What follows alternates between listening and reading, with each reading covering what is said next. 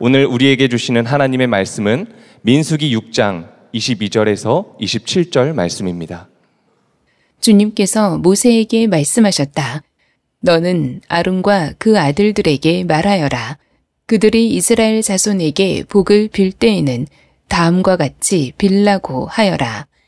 주님께서 당신들에게 복을 주시고 당신들을 지켜주시며 주님께서 당신들을 밝은 얼굴로 대하시고 당신들에게 은혜를 베푸시며 주님께서 당신들을 고이 보시어서 당신들에게 평화를 주시기를 빕니다. 그들이 나의 이름으로 이스라엘 자손에게 이렇게 축복하면 내가 친히 이스라엘 자손에게 복을 주겠다. 네, 오늘은 우리 다음 세대의 주일입니다. 다음 세대를 위한 아론의 축복이란 제목의 말씀을 나누도록 하겠습니다. 다음 세대의 주일을 우리가 작년부터 드리게 된 것은 다음 세대를 위해서 더 우리가 마음을 모아 기도하고 다음 세대가 하나님을 모르는 다른 세대가 되지 않기를 위하여 특별히 나를 정하여 온 성도와 온 교회가 다음 세대의 상황과 또한 기도 제목을 놓고 함께 축복하며 기도하자는 마음으로 시작이 되었습니다. 올해로 우리 두 번째 해를 맞이하게 됩니다. 여러분, 사실 청소년이라고 하면 무한한 가능성과 하나님 또한 예수 그리스도 안에서 정말 그들의 미래는 매우 너무나 밝지요. 그러나 모든 아이들이 그 믿음 가지고 소망 가지고 살아가는 것은 아닙니다. 안타깝게도 너무나 아픈 아이들이 굉장히 많습니다.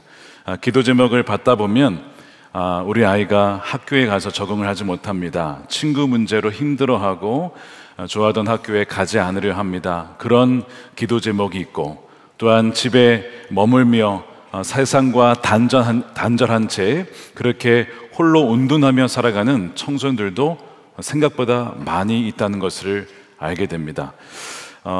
최근 발표된 한국 청소년의 정신건강 위기 보고서에 보면 지난 11년간 청소년 사망 원인 1위는 자살입니다. 고의적 자해 이한, 이어서 자살을 통해 스스로 목숨을 끊는 아이들이 많아요. 그리고 지난 5년간 청소년들의 우울증 증가율이 7%가 아니고 75%나 증가했습니다. 굉장히 많이 늘어나고 있습니다. 100명 중에 16명이 은둔 청소년으로 그렇게 불리고 있고 그렇게 살아가고 있습니다. 그리고 죽고 싶은 생각을 가져본 적이 있느냐? 최근에 그러면 무려 60%가 그렇다라고 응답했습니다. 이것이 우리 지금 청소년들, 우리 다음 세대의 현 주소입니다. 1996년에서 2012년까지의 태어난 세대를 Generation Z라고 해서 Gen Z라고 부릅니다. 이 Z세대라고 하는 이 세대는 어떻게 보면 풍요로운 시대 속에 태어났죠. 6.25를 경험한 것도 아니고 60, 70년대 어려운 시기를 거친 것도 아니라 어떻게 보면 가장 대한민국이 부강할 때 태어난 아이들입니다. 뭐가 부족할까 싶지만 의외로 아이들이 겪는 이 정신 건강 이 상태는 굉장히 무겁고 깊은 상처를 갖고 있습니다. 도대체 무엇이 이 아이들에게 이렇게 아픔을 주는 것일까? 여러 가지 원인이 있는데 네 가지를 꼽으라면 첫 번째는 가정의 위기 때문에 그렇습니다. 우리나라가 이혼율 1위입니다. 많은 가정이 결혼하고 헤어집니다. 그런 가운데 아이들이 많은 상처를 받게 되고 이혼을 하지 않아도 깨어진 가정 소통의 부재, 부모님의 높은 기대 때문으로 인하여 아이들이 많은 아픈 상처를 받고 있습니다. 최근에 좀 도발적이고 충격적인 제목의 책이 발간이 됐어요. 이런 제목입니다. 세상에 나쁜 부모는 없다여야 하는데 이 책의 제목은 세상에 나쁜 부모는 있다라는 제목이었습니다. 아니 도대체 나쁜 부모가 되고 싶은 부모가 어디 있겠습니까? 그리고 그런 부모가 있나 싶은데 이 책은 현실적으로 그런 부모가 있다는 것을 숨기지 않고 드러내주고 있어요. 그래서 부모로부터 정서적인 상처를 받은 아이들의 이야기, 숨기고 싶은 그 불편한 진실을 드러내주고 있습니다. 그러면서 사랑이라고 하면 네 가지 요소가 필요한데 바로 보살핌과 책임과 그리고 존중과 이해, 이 네 가지가 사랑의 요소라는 거예요. 근데 이제 많은 부모님들이 보살핌을 주고, 그래서 의식주를 제공하고 책임을 집니다. 그래서 공부를 할 수 있도록 책임져 주지만, 존중과 이해에 있어서는 상당수의 부모님들이 그렇지 못하다고 하는 것이죠. 거기에서 이제 자녀들과의 갈등이 벌어지게 돼요. 그러면서 이 자녀에게 의도치는 않았겠지만 이런 말로 아픔을 준다는 거죠. 내가 너를 이만큼 먹여주고 입혀줬는데 뭐가 불만이야? 라고 하면서 내가 너를 키워줬으니까 너는 내 마음대로 할 수 있어, 내 말대로 해야 돼, 강압적으로 자녀를 끌고 가는 그런 가운데 아픔이 있는 것이죠.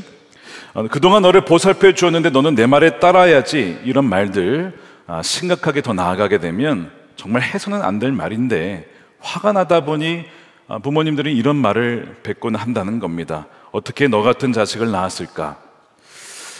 정말 해서는 안 될 말이지만 이런 것들이 자녀를 존중하지 않고 자녀가 왜 아파하는지 공감해주지 않은 채에 부모님이 경험했던 그 기준을 가지고 자녀들에게 압박할 때에 아이들은 아프다고 하는 겁니다. 특별히 저자는 나르시스트적인 인격 장애 성향을 가진 부모 밑에서 자랄 때 그 자녀가 받는 스트레스는 어마어마하다는 겁니다. 그래서 자녀를 사람으로 대하지 않고 마치, 그것도 그러려고 한 건 아니었겠지만, 소유물처럼 대하고 사물처럼 대하고 그 자녀에게 어떠한 기대치를 요구하고, 그렇지 못하면 아이를 막대하는 그런 부모 밑에서 자녀의 마음은 너무나 아프고 멍들어 간다는 겁니다. 자, 이런 부모의 주장이 이런 저자의 주장이 다 맞는 것은 아니고 다 옳은 것은 아니겠지만, 또 모든 아픈 아이의 가정이 그런 건 아니겠죠. 그런데 이 저자의 주장을 듣다 보면 상당히 공감이 되는 부분들이 있습니다. 의식주와 책임을 져준다고 해서 다가 아니라 진짜 우리의 아이들을 존중해주고, 성경에 노엽게 하지 말라라고 했는데 혹시 말로나 정서적으로 상처를 주지는 않았는가를 돌아봐야 된다는 거죠. 두 번째 이유를 꼽는다면 학업 스트레스입니다. 좋은 성적을 얻어야, 좋은 대학을 가야 너의 인생은 성공할 수 있다라고 하는 세상의 메시지, 이런 것들이 엄청난 부담감을 주게 되고, 아이들은 진로에 대한 불안 때문에 우울과 무기력의 깊은 늪으로 빠지게 된다는 겁니다. 세 번째는 소셜미디어의 영향이에요. 끊임없이 아이들이 소셜미디어의 친구들과 주위에 있는 친구들의 모습을 보면서 자기와 비교를 합니다. 외모를 비교하고, 가진 것을 비교하고, 그의 영향력을 비교하고, 상대적으로 그렇지 못한 내 자신이 초라해 보이고 상대적인 박탈감을 느끼며 낮은 자존감을 유발시킨다는 것이죠. 그래서 화려하게 포장된 타인의 삶과 비교하며 끊임없이 위축이 되는 그 아이들, 그리고 사이버 불링, 바로 온라인상에서 자신의 사진이나 어떤 것들이 아이들 사이에 회자가 되면서 누군가를 왕따를 시키는 이 사이버 불링으로 인한 그 아픔도 어마어마하게 크다는 것이죠.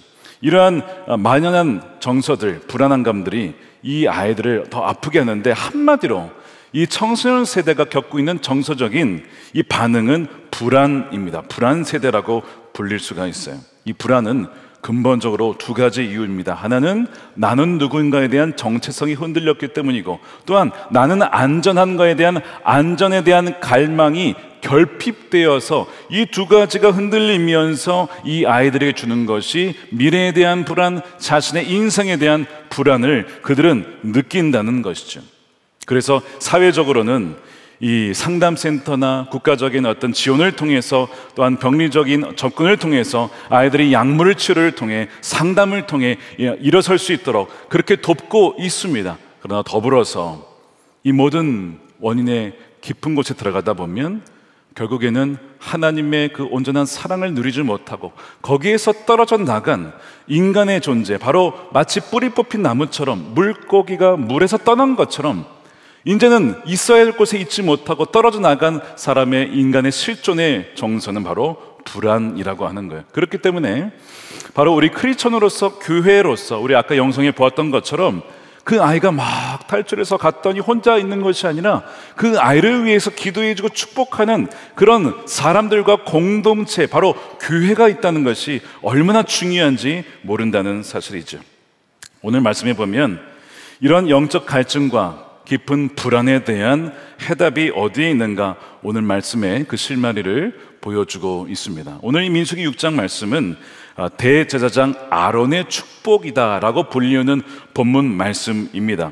여기에서 하나님께서 내가 복을 주기를 원하는데, 아론 너 대제사장이니까 너가 다음 세대를 위해서 축복해 주어라, 이렇게 축복해 줘 라고 한 말씀이 바로 오늘 본문 말씀이에요. 자, 오늘 본문의 배경을 보게 되면 출애굽 이후에 시내산에서 말씀을 받은 이후에 한 2년 되기 전에 그 상황이었습니다. 이제 광야를 살아가야 됩니다. 아무것도 없는 광야, 먹을 것 없는 광야, 정말 그 암울한, 어떻게 보면 미래가 잘 보이지 않는 광야를 지나 가나안 땅, 거기에 보면 수많은 적들이 놓여져 있죠. 그들을 물리치고 들어가야 됩니다. 자, 이런 상황 속에 이 출애굽 1세대와 자녀 세대가 겪는 정서는 뭘까요? 불안이죠. 불안한 겁니다. 미래가 불안한 겁니다. 안정적이지 못한 겁니다. 나는 누구인가? 여기에 대한 분명한 공격과 유혹이 있을 거예요. 하나님께서 이걸 왜 모르시겠어요? 불안한 이 다음 세대와 이스라엘 민족을 향하여 하나님께서 그걸 아시고 아론을 통하여 이 다음 세대에게, 이스라엘 민족에게 내가 복을 주고 싶다라고 말씀하는 구절이 오늘 구절인데 크게 세 구절로 되어 있어요. 첫 번째 구절이 24절입니다. 이렇게 되어 있습니다. 개정판으로 읽겠습니다. 여호와는 내게 복을 주시고 너를 지키시기를 원한다. 이게 첫 번째입니다. 우리가 안전에 대한 불안이 있어요. 여러분, 사람은 누구나 다 그런 불안을 겪습니다. 건강에 대한 불안, 직장에 대한 불안, 재정에 대한 불안, 나의 커리어에 대한 불안, 미래에 대한 불안이 늘 우리는 안고 살아갑니다. 그런데 하나님께서 오늘 뭐라고 하시냐면 너에게 복을 주시고 너를 지키시기를 원한다. 내가 너를 지킨다. 내가 너희를 광야를 끌고 갈 거고 내가 너희를 가나안 땅까지 데려갈 거야. 그러니까 너희가 걱정할 것이 없어. 너희는 나만 따라오면 되고 불기둥과 구름기둥으로 내가 너희를 인도할 거야. 이것을 다음 세대가 알 수 있도록 축복해 주라는 거예요. 왜죠? 세상은 계속해서 네가 알아서 해야 돼, 너가 챙겨야 돼, 너가 인생의 주인이 되어야 돼, 너가 돈을 벌어야 돼, 뭐 이런 식으로 계속해서 모든 책임을 나에게 붓고 있기 때문에 불안하거든요. 그게 아니라는 거예요. 하나님은 내가 너를 지키기를 원한다. 이 말씀을, 이 약속을 다음 세대가 알아야 된다라고 축복해 주라는 것이죠. 두 번째는 무엇이냐면 25절인데 이 25절 하루에 함께 읽어보겠습니다. 시작. 여호와는 그의 얼굴을 내게 비추사 은혜 베푸시기를 원하며, 하나님은 은혜 베푸시기를 원한다는 사실입니다. 여러분, 은혜가 무엇이죠? 우리가 은혜 찬양도 많이 부르고 은혜 얘기하지만 정작 은혜가 뭐지? 라고 하면 답변을 잘 못합니다. 여러분, 은혜가 무엇일까요? 은혜를 이렇게 정의할 수 있습니다. 은혜란 히브리어 헨이라고 되어 있어요. 헨. 받을 자격 없는 자에게 주어지는 하나님의 무조건적인 은총 혹은 호의, 영어로는 favor가 바로 은혜입니다. 근데 여기에 주목할 부분이 받을 자격이 없는 자, 그리고 조건이 없어요. 그냥 무조건적으로 하나님의 주권적으로 주어주는 것입니다. 이것이 은혜라고 하는 거예요. 이 은혜란 단어가 성경에서 가장 먼저 나온 데가 어디냐, 굉장히 중요해요. 성경을 해석할 때 이 단어가 어디에서 가장 먼저 나오느냐, 이 보는 건 굉장히 중요하거든요. 어디에 나오냐면 창세기 6장에 나옵니다. 당시에 사람들이 다 죄를 짓고 악한 일을 행할 때 항상 생각하는 것이 악할 뿐임을 보시고 심판을 하려 하실 때에 노아가 여호와께 은혜를 입거든요. 자, 그때 바로 은혜라는 단어가 처음 등장하죠. 창세기 6장 8절에 노아는 여호와께 은혜를 입었더라. 그러면서 9절에 이것이 노아의 조건이라 노아는 의인이요 당대의 완전한 자라 그는 하나님과 동행하였으며, 이렇게 되어 있습니다. 제가 질문을 드릴게요. 왜 노아는 하나님께 은혜를 입었을까요? 라고 하면 많은 분들이 이렇게 답합니다. 그가 하나님 앞에 완전하고 하나님과 동행했기 때문입니다. 이렇게 얘기를 해요. 맞습니까? 안 넘어가시네. 맞는 부분도 물론 있지만 사실은 인과관계가 뒤바뀌었습니다. 그가 하나님과 동행해서 은혜를 입은 게 아니고 은혜를 입어서 하나님과 동행할 수 있었던 거예요. 은혜를 입어서 하나님을 알 수 있었던 것이고, 은혜를 입어서 하나님의 음성을 들었고, 은혜를 입어서 하나님께 순종할 수 있는 힘이 주어진 것입니다. 그래야 하나님과 동행한 것이죠. 은혜를 받을만 해서 받아진 게 아니에요. 만일 그가 동행했기 때문에, 완전했기 때문에 받았다면 그것은 은혜가 아니라 공로입니다. 업적입니다. 그거에 의해서 받은 것은 은혜가 아닌 것이죠. 은혜란 하나님께서 주권적으로 자격 없는 자에게 주시는 하나님의 선물이기 때문에 그렇습니다. 우리가 예수님을 선택했기 때문에 구원받는 게 아니라 주님이 우리를 선택하셨기 때문에 우리가 주님을 알게 되는 것이죠. 이것은 은혜인 것입니다. 하나님의 선물인 거예요. 사무엘하 7장 얼마 전에 다루었습니다. 다윗이 하나님으로부터 약속을 받죠. 다윗 언약이라고 해서 너의 자손 대대로 왕위가 끊어지지 아니할 거야. 바로 예수 그리스도에 대한 약속이었는데, 그럴 때 다윗이 뭐라고 반응했죠? 하나님 볼 줄 아시네요. 사람 볼 줄 아시네요. 고를 만한 사람을 고르셨습니다. 잘 뽑으셨습니다 라고 다윗이 하던가요? 그렇지 않았어요. 다윗이 뭐라고 하냐면 이렇게 얘기를 하잖아요. 7장 18절입니다. 주 하나님, 제가 누구길래, 저희 집안이 무엇이기에 주님께서 지금까지 인도해 주시고 이런 자리까지 오르게 해 주셨습니까? 이 이야기는 모든 것이 은혜였다는 겁니다. 나는 받을 자격이 없고 여기까지 올 자격이 없는 자, 하나님 말씀에 불순종하고 내 마음대로 살기도 했던 그런 나를 잘 아시면서 어떻게 이런 은혜를 주십니까? 이게 다윗의 기도였거든요. 은혜였다는 겁니다. 이 은혜란 단어가 참 많이 나오는 성경이 있는데 바로 에베소서입니다. 에베소서 2장 1절에 그는 허물과 죄로 죽었던 저와 여러분을 살리셨다는 거예요. 그럼 왜 살리셨냐? 4절에 보니까 긍휼이 풍성하신 하나님께서, 그분의 성품 때문입니다. 우리를 사랑하신 큰 사랑 때문에 5절에 허물로 죽은 우리를 그리스도와 함께 살리셨고 너희는 은혜로 구원을 받은 것이지 우리가 뭔가 대단해서 아니에요. 죄인 되었을 때에 우리를 먼저 사랑하심으로 우리를 건져 주신 것입니다. 누구도 자랑할 수가 없는 거죠. 그 다음에 예수님이 부활하셔서 하늘 보좌에 앉으시면서 왜 거기에 앉으셨는가? 7절에 이어서 얘기를 합니다. 이는 그리스도 예수 안에서 우리에게 자비하심으로 그 은혜의 지극히 풍성함을 오는 여러 세대에 나타내려고, 우리 세대만이 아니라 전 세대만이 아니라 다음 세대, 그 다음에 그 자녀의 자녀에게까지 하나님의 은혜의 풍성함을 전해 주시려고 주님께서 죽으시고 부활하시고 승천하셔서 지금도 우리의 삶을 주관해 주신다는 사실입니다. 바로 이것이 은혜인 거예요. 그런데 여러분, 지금 다음 세대가 거의 듣지 못한 메시지가 바로 이 복음 메시지, 은혜의 메시지입니다. 하나님은 너를 사랑하시고 자비를 베풀고 너에게 은혜 베풀기를 원하신다고 말씀하셨는데 세상은 정반대 메시지를 온갖 미디어를 통해서 쏟아붓고 있어요. 뭐라고 합니까? 공부 잘해야 너 인정받아. 너 예뻐야 사랑받아. 예쁜 짓 해야지. 많은 성취를 해야지 사람들이 너를 인정해줘. 그렇지 않으면 너는 끝나는 거야. 너의 인생은 가치가 없는 거야. 예뻐져야 돼, 멋져야 돼, 힙해야 돼. 이런 식으로 조건을 계속 붙이고 그 조건에 부합하지 못하면 루저라고, 이런 이야기를요 하루 종일 듣는 거예요. 학교에서나 미디어에서나 유튜브에서나 영화에서나 드라마에서나 그렇게 내내 받으니 여러분, 은혜가 은혜 되겠습니까? 믿어지겠습니까? 심지어 그것이 집안에서, 가정에서, 심지어 그것이 교회에서도 그렇게 한다면 우리 아이들이 어떻게 이 복음을 받아들이겠습니까? 참 기가 막히게도 사탄도 말씀을 통해서 아이들에게 접근한다는 사실입니다.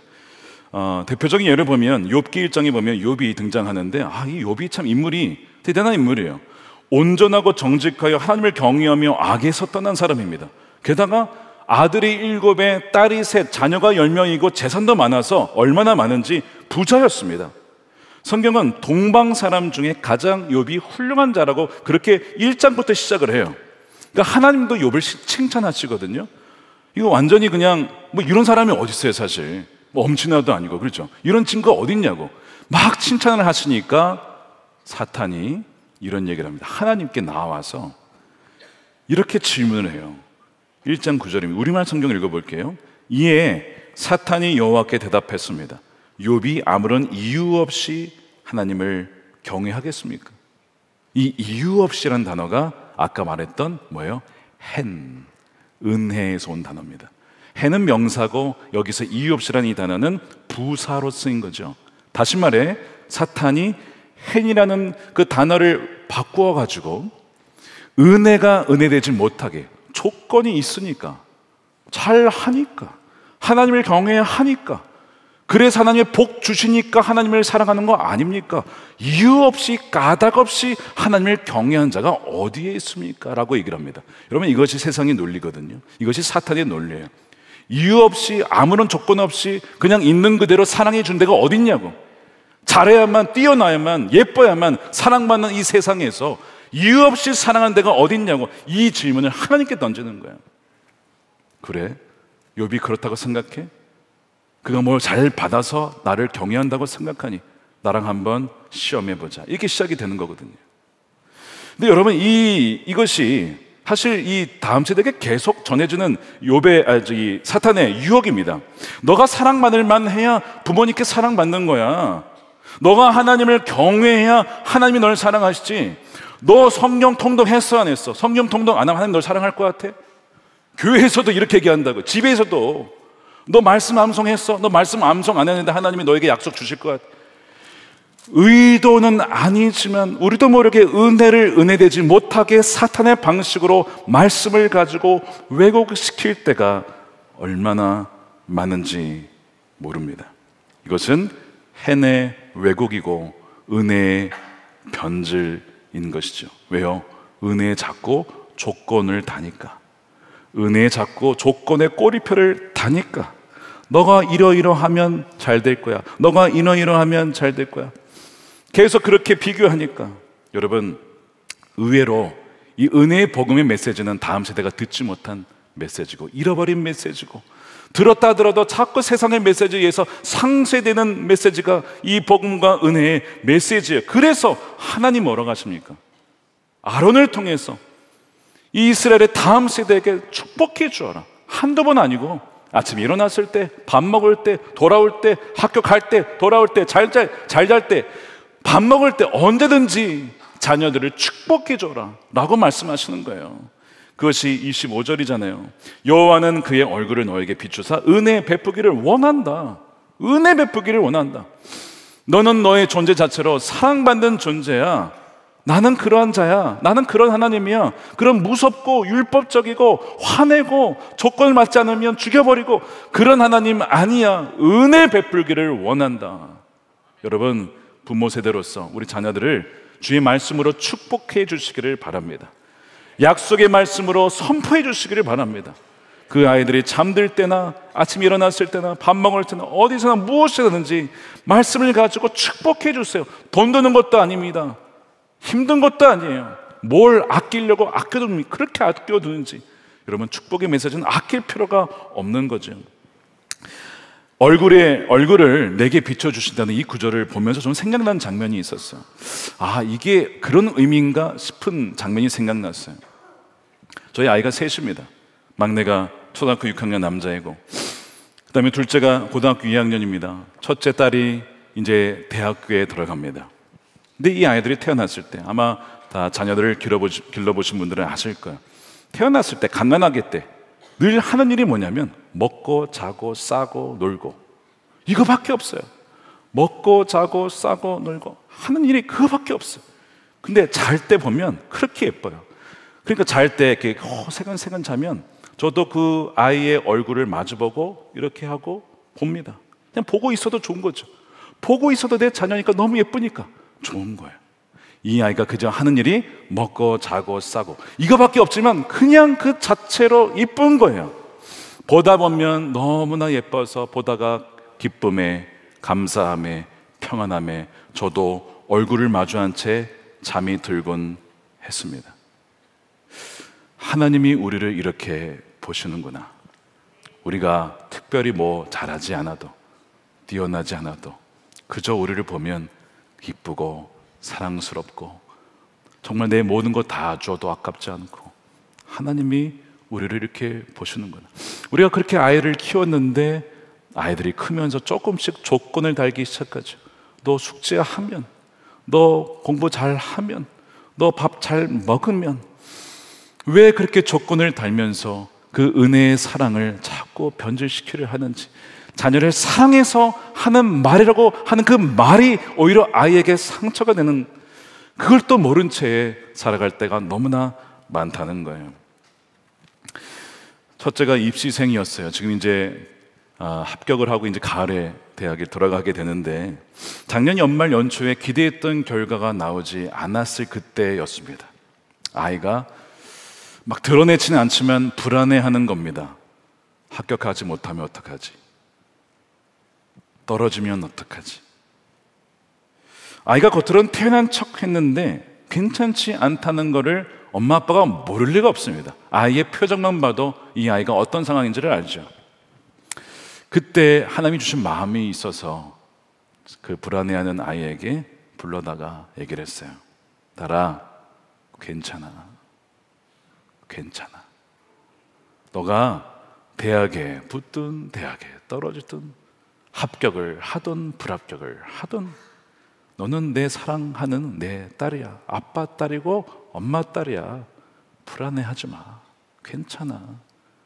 하나님의 사랑도 너가 어떠함에 따라 바뀌는 게 아니야. 너가 그걸 꼭 알았으면 좋겠어 하고 토닥토닥 해주었어요. 그것이 아마 딸에 대한 하나님의 마음이죠. 동시에 우리 모두에 대한 마음 아닙니까? 얼마나 힘겨워하는지, 세상에서 치열한 경쟁 사회에서 살아남고자 오늘 영상에도 나와 있듯이 열심히 살아줘 여보 고마워. 남편들도 얼마나 세상에서 살아남기 위해 그렇게 하는지 몰라요. 근데 그때 하나님께서 얼굴을 비춰주시고 아들아 괜찮다. 괜찮아. 너무 잘하려고 하지 마. 너는 여전히 내 사랑하는 아들이요. 넌 내 사랑하는 딸이라고 그렇게 말씀해 주신다는 것을 알게 됐어요. 여러분 오늘 본문의 이 별명이 아론의 축복이라고 했잖아요. 좀 이상하죠. 모세도 있는데 왜 모세의 축복이라고 하지 않고 아론의 축복이라고 했을까? 여러분 이유가 있습니다. 먼저 대제사장은 아론입니다. 그래서 이 제사장을 통해서 축복을 하시겠다는 뜻이고, 두 번째는 더 깊은 이유가 있습니다. 불과 1년이 되지 않았을 겁니다. 어떤 일이 있었냐면 시내산에 모세가 올라갔을 때 내려오지 않아서 불안해하던 백성들이 아론을 중심으로 한 일이 뭐냐면 금송아지를 만든 거예요. 이것이 너희 하나님이다. 하나님이라고 생각하고 한 게 금송아지를 만들었어요. 이게 무지한 거죠. 그런 우상숭배를 범한 그 중심에 아론이 있었습니다. 사실 이 정도만 되면 세상 같았으면 여러분 잘리는 겁니다. 책임을 지고 물러나야 됩니다. 그렇죠? 대제사장직 놓고 내려놔야 됩니다. 근데 하나님이 용서해 주셨어요. 긍휼히 여겨 주셨어요. 그리고 그 직분을 계속 할 수 있도록 해 주셨습니다. 그리고 시간이 지났어요. 그리고 오늘 말씀하시는 거야. 아론아, 너가 다음 세대를 축복해 줘. 내가 어떤 하나님인지, 은혜를 베풀고 자비를 베푸시고 지키기를 원하고 또한 평강 주기를 원하는 하나님인 것을 너가 축복해 주면 좋겠어 라고 하시는 거죠. 왜 그렇죠? 아론이 그런 은혜를 받았잖아요. 여러분 이 아론이라는 인물은 사실은 궁극적으로 예수님을 가리킵니다. 우리의 영원한 대제사장, 히브리서에 나오죠. 그 예수님으로 말미암아, 그래서 예수님의 이름으로 축복할 때에 하나님의 은혜와 평강이, 보호하심이 이미 주 예수님의 안에서 부어지게 된다는 것입니다. 사랑하는 여러분, 그러므로 주 예수님의 이름으로 우리 자녀들을 축복하시길 바랍니다. 여러분들이 누구예요? 여러분들이 아론입니다. 여러분들이 가정의 제사장으로서, 아론으로서 축복권을 받고 자녀들에게 안수하여 예수님의 이름으로 축복할 때에 그 예수님께서 또한 말씀을 통해 약속하신 이 은혜와 평강의 보호하심의 이 복이 여러분들의 그 믿음의 기도를 통하여 자녀들에게 흘러가게 될 줄로 믿습니다. 그러므로 우리 아이들은 더 이상 불안 세대가 아니고 평안의 세대고 저주받는 세대가 아니라 축복의 세대가 되는 줄로 믿습니다. Talking to Children이라는 책에 보면 이 저자 릴리 조가 가수이면서 작가인데 어느 날 콘서트를 한 이후에 한 여자아이가 안 가고 서 있는 겁니다. 근데 더운 날씨에도 불구하고 소매가 긴 소매를 하고 있었어요. 그러면서 손에 뭔가 반짝거리는 걸 들고 있었는데 이 릴리 조에게 내미면서 주는 것이 보였더니 면도칼이에요. 날카로운 칼을 들고 그걸 내미는 겁니다.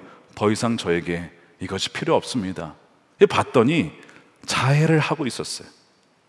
자해를 했기 때문에 이 자해한 이 팔을 가리고자 긴 소매를 입고 있었던 겁니다. 여러분, 자해하는 아이들이 있어요. 손과 허벅지와 발에 자해를 해서 평생 그걸 가리고자 긴 소매를 입습니다.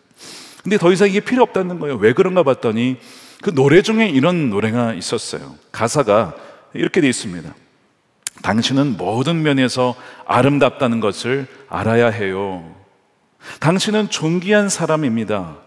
그것을 어느 누구도 빼앗지 못하도록 하세요. 라고 하는 그런 평범한 가사처럼 들려지지만 이 아이에게는 처음 듣는 가사예요. 그러면서 말하기를, 이전에는 아무도 이런 말을 저에게 해준 사람이 없었습니다. 저는 제 자신이 싫었습니다. 저의 외모가 싫었습니다. 저의 신체가 싫었습니다. 그래서 저는 죽고 싶었습니다. 그래서 자해를 했는데 오늘 드디어 참 자유를 얻었습니다. 제가 얼마나 소중한지를 알았습니다. 고마워요. 더 이상 이 칼은 필요하지 않은. 그러니까 이 작가이자 가수가 너무나 감사하면서도 이렇게 힘들어하는 아이들이 있다는 것을 알게 되고 더욱더 자신의 사명을 붙잡게 된 것이죠. 여러분, 렘브란트라고 하는 화가가 있었죠. 유명한 화가입니다. 많은 작품을 남겼는데 유명한 작품 중에 하나가 돌아온 탕자라는 작품이에요. 바로 이 작품이죠.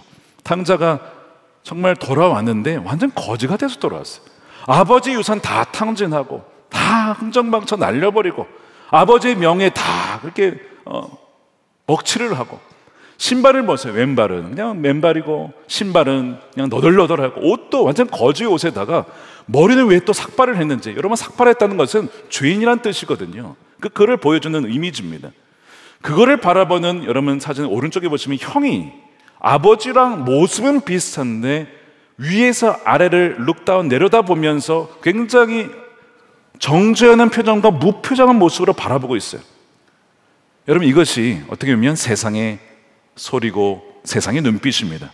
저런 무능한 놈, 저런 놈을 왜 아들로 받아주지? 이해가 되질 않네. 여러분, 이것이 세상의 눈빛이요 소리죠. 근데 아버지는 어떻게 합니까? 아버지는 그 거저와 같은 아들을 쫙 품어주시죠. 먼저 달려가서 목을 안고 울며 안아주십니다. 그리고 두 손으로 그 어깨에 손을 얹어주셨어요. 그의 얼굴은 아들을 향해 있어요. 차마 아들은 아버지 볼 수도 없습니다. 무슨 면목으로 아버지를 봅니까? 그걸 볼 수 없는데 아버지는 그의 얼굴을 그 아들을 향해 있고 두 손은 그의 어깨에 있어서 마치 이렇게 두드리는 것 같죠. 그러면서 이렇게 말씀하는 것 같습니다. 아들아, 괜찮아. 너 얼마나 힘들었어. 너 얼마나 외로웠어. 너 얼마나 배를 골았니? 그러나 괜찮아. 이제 아버지의 집에 왔으니까, 아버지의 품에 왔으니까 괜찮아. 나는 나의 얼굴을 너에게 비추고 은혜 베풀기를 원하고 너에게 평강이 있기를 원한다. 이게 렘브란트의 작품인데, 이거는 원래 렘브란트의 이야기이기도 합니다. 자기가 청년 시절에 방탕하게 살았던 것, 그럼에도 불구하고 나를 건져주신 하나님의 사랑에 감사하여 자기 자신을 그린 것입니다. 바로 그 아버지의 사랑, 있는 존재 그대로 사랑해 주시고 용납해 주시는 그 사랑 때문에 그런 것이죠. 사랑하는 여러분, 오늘 말씀은 우리에게 분명히 명령하고 있습니다. 너희는 27절에 이같이 내 이름으로 이스라엘 자손에게 축복할지니. 어떻게 하라고요? 축복하라고. 자녀들을 축복하라고. 주님의 이름으로 축복하라고. 그러면 어떻게 합니까? 내가 그들에게 복을 주리라. 할렐루야. 이것이 오늘 우리 모두에게 주 예수 그리스도 안에서 주어진 약속이자 하나님의 풍성한 복인 줄로 믿습니다. 사랑하는 여러분, 그리하여 그렇게 축복할 때 우리 다음 세대가 불안 세대가 아니라 평강의 세대로, 저주받은 세대가 아니라 진정 복받은 하나님의 존귀한 자녀로 살아가는 세대가 될 줄로 믿습니다. 그렇게 살아가는 우리 부모 세대, 또한 우리 다음 세대, 우리 청소년 통합부의 아이들이 되기를, 여러분들이 되시기를 주님의 이름으로 축원드립니다. 우리 함께 기도하겠습니다. 이 시간 우리 함께 두 가지 놓고 기도하겠습니다. 첫 번째는 우리가 부모 세대로서 부모의 역할을 제대로 감당하지 못하고, 아까 얘기했던 것처럼 보살핌과 돌봄은 주지만 존중과 이해를 하지 못했던 것은 아닌가를 돌아보며 이 시간 회개합니다. 아론이 대제사장이었지만, 그러나 주님께서 그를 용서해 주시고 계속해서 대제사장 직분을 맡겨주셨어요. 여러분, 동일한 은혜가 우리에게도 있는 거 아시죠? 부모로서 우리가 참 부족한 부분이 많지만 그럼에도 불구하고 우리를 부모라고 하셨어요. 아버지라고 하셨어요. 어머니라고 하셨어요. 똑같은 것입니다. 그럼에도 불구하고 우리를 부모로 삼아주셔서 우리에게 자녀를 맡겨주시고, 또한 교회학교 아이들을 맡겨주시고 영적인 아비와 어미로 불러주시는 것이 그거 얼마나 감사한지. 우리가 뭔데, 우리가 도대체 무엇이 갈래 우리에게 그런 은혜를 맡겨주셨습니까? 주님, 우리가 이 시간 회개하며 정말 주님의 마음을 닮은 그런 부모로서, 교사로서 우리 아이들을 양육하기를 원합니다. 우리 그것을 위해서 간구했으면 좋겠고요. 두 번째는 우리 다음 세대를 축복하며 기도합시다.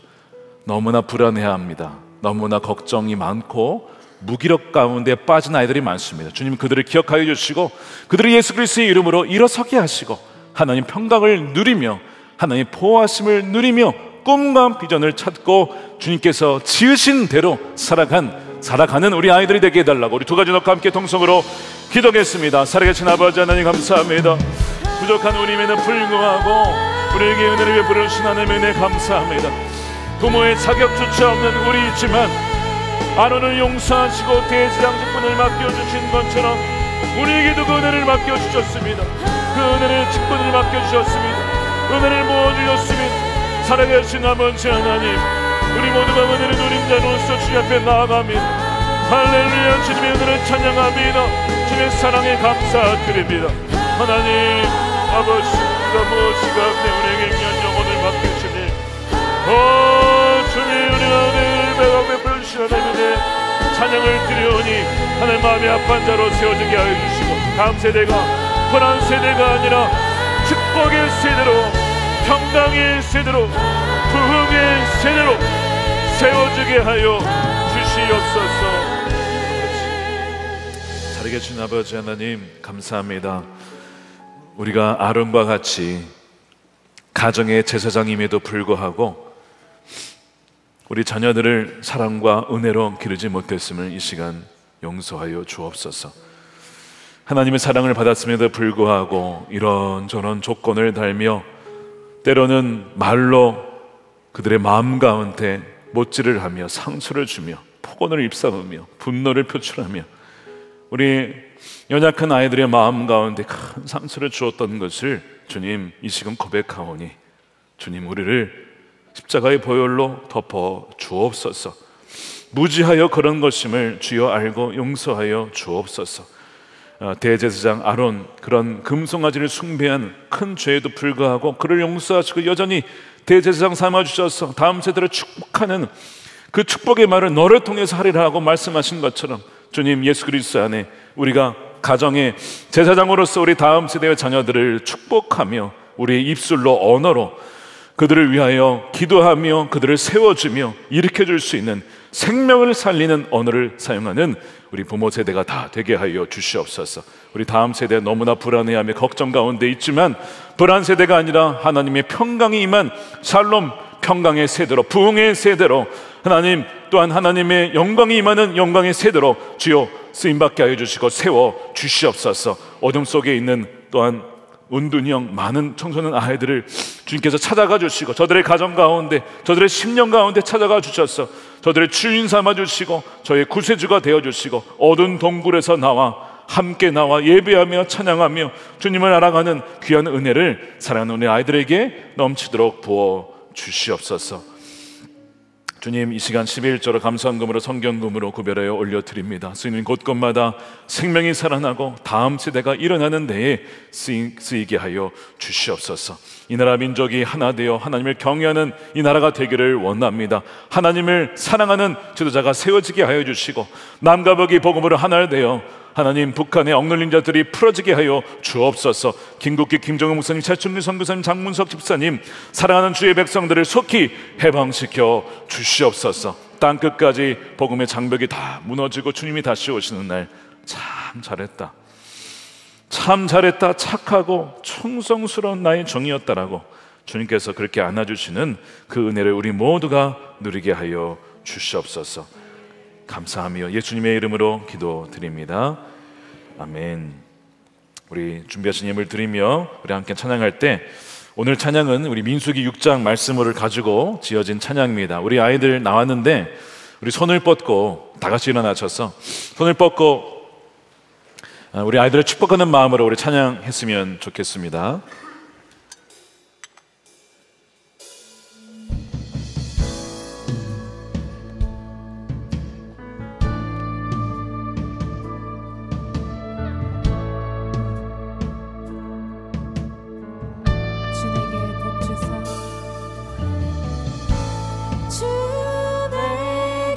주의 너의 위에 천국까지 흘러가리. 너의 가족, 너의 자녀, 그 자녀의 주의 임재 앞서가며